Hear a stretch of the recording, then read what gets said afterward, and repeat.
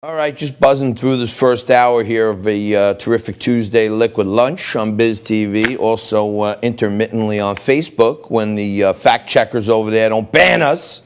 Anyway, we may need a public interest attorney very soon for the way we're being unfairly treated in expressing our First Amendment, but if we need one, the top guy around joins us whenever he can. Jon Banzhaf is with us. He's one of the best in the business, a public interest attorney.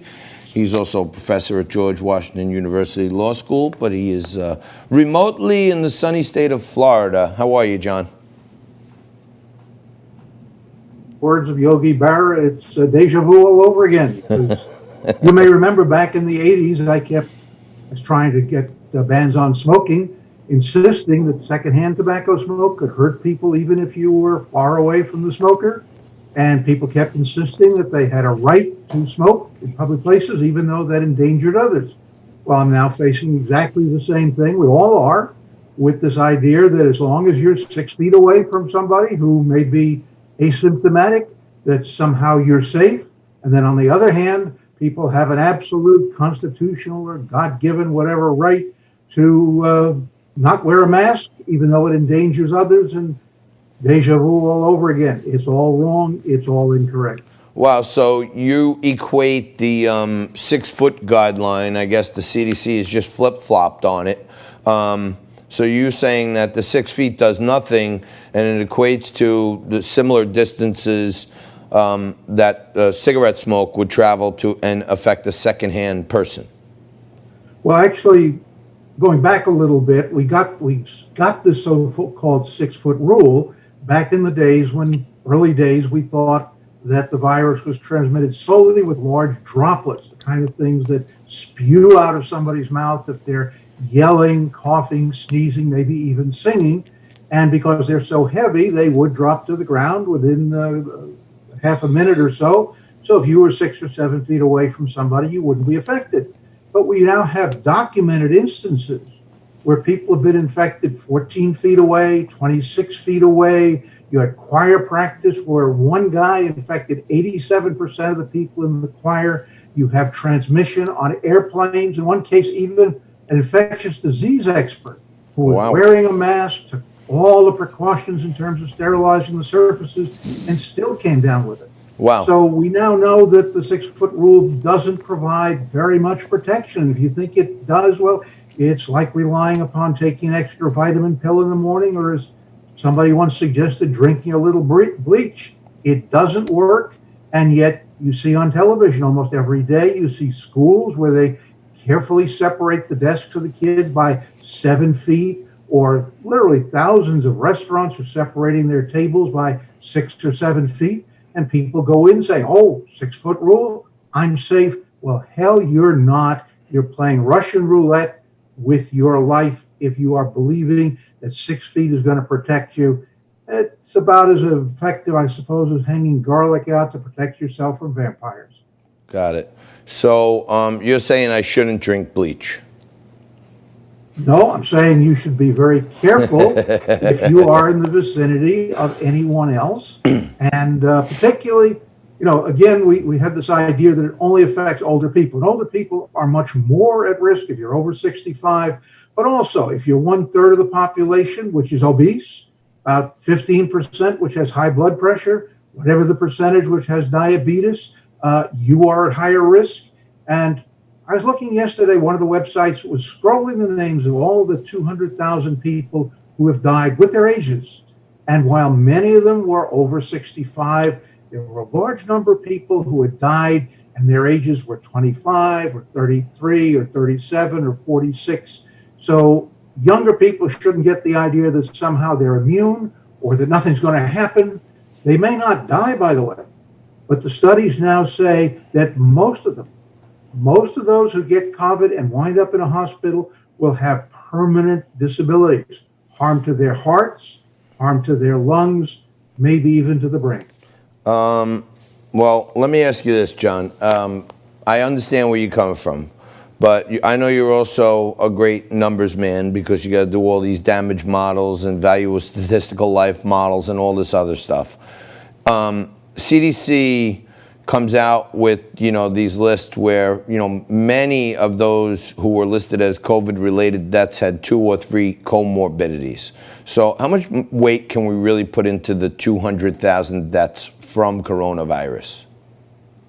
Well, as somebody who studied this extensively, and I actually testified as an expert witness in terms of the epidemiology of secondhand tobacco smoke, I think those numbers are very solid and perhaps even underestimated. Because all you have to do is take a look at any group. For example, people over 65 or obese with diabetes, see how many of them or what percentage of them died a year ago, compare it with the same time frame now, and you get some strong correlations, which probably are causative.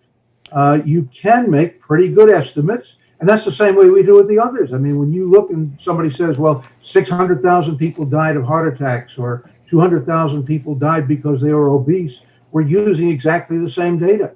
But, suppose it's only 150,000. What is the difference? No, well, to me, I mean, I was trying to... wrong information, and that is undermining our confidence. And that means that when and if we get a vaccine, whether it's before the election or after the election, lots of people are no longer going to trust the CDC or the FDA when they say it's good and effective.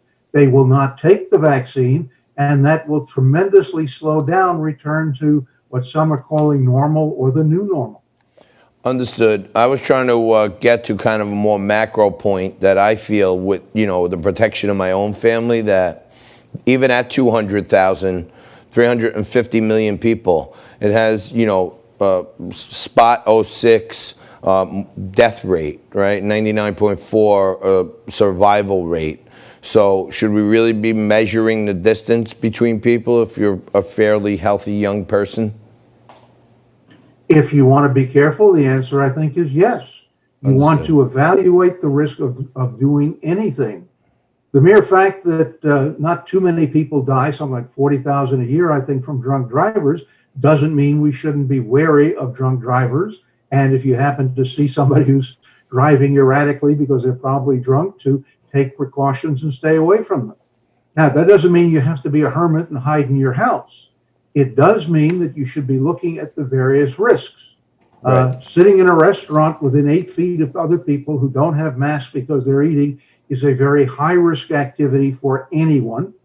Staying at home, occasionally going to a store where you are wearing masks and they are wearing masks and staying not very long is a low-risk activity. You have to balance and weigh it. But the important thing, I think, again, is people should have accurate information. What the CDC said, and I'm going to quote here, COVID is most commonly spread through small particles from coughs, sneezes, sings, talkings, breathing, can remain in the air for a period of time. We now know that can be hours. So what about if you walk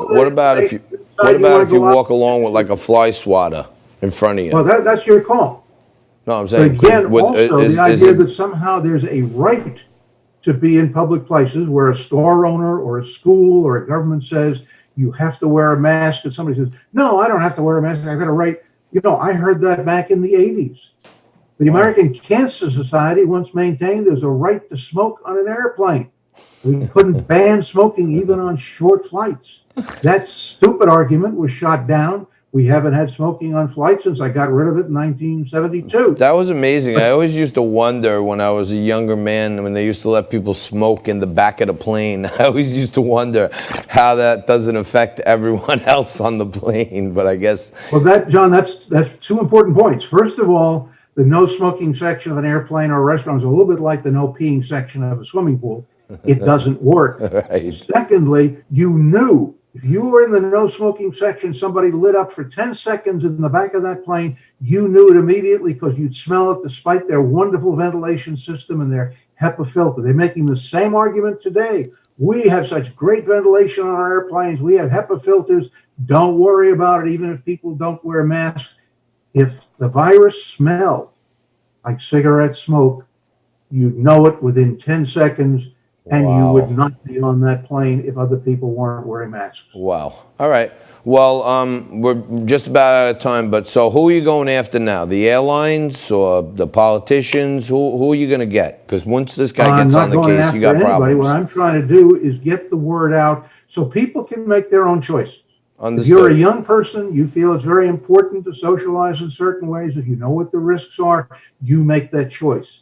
But don't assume that just because your kid is at a school where they're separated by 7 feet, safe. for example, or you're in a restaurant Right. and you're 8 feet away from everybody else, that you are completely safe. All right. And please don't make the argument, as the smokers used to do, that somehow you have a right to go into a store or a restaurant without a mask because, I don't know, the Constitution or somebody told Got you it. you had that right. All You right. don't litigate it 100 We got to times. leave it there, Johnny. You're the best. Jon Banzhaf, public interest attorney, professor at George Washington University Law School.